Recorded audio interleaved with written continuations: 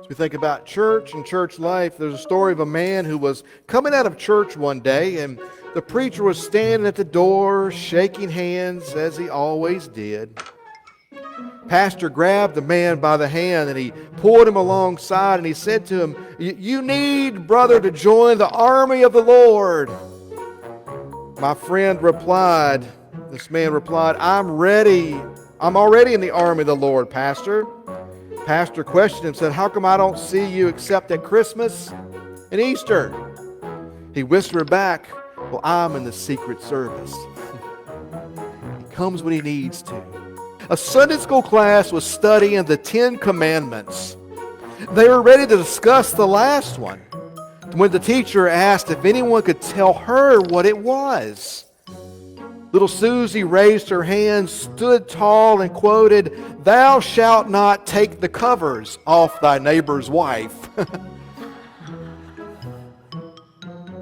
So true, is it not?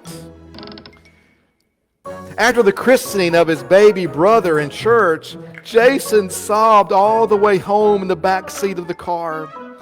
His father asked him 3 times what was wrong, and when finally the boy replied, he said, "The preacher said he wanted us brought up in a Christian home, and I wanted to stay with you guys."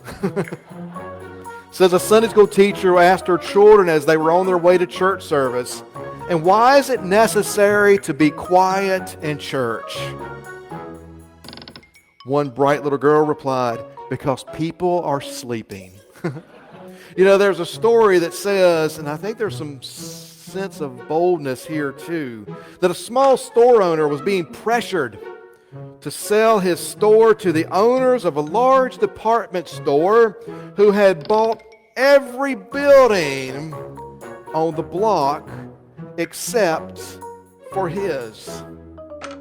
Frustrated by the man's refusal to sell, they eventually opened their huge store on either side of the small one, with a big banner running from one side to the other, proclaiming in huge letters, "Grand Opening." Feeling equally frustrated, the small owner did finally outsmart this large department store. So below the grand opening store sign, across the front of his own small store, the man put up a small banner over his door that said, "Main Entrance."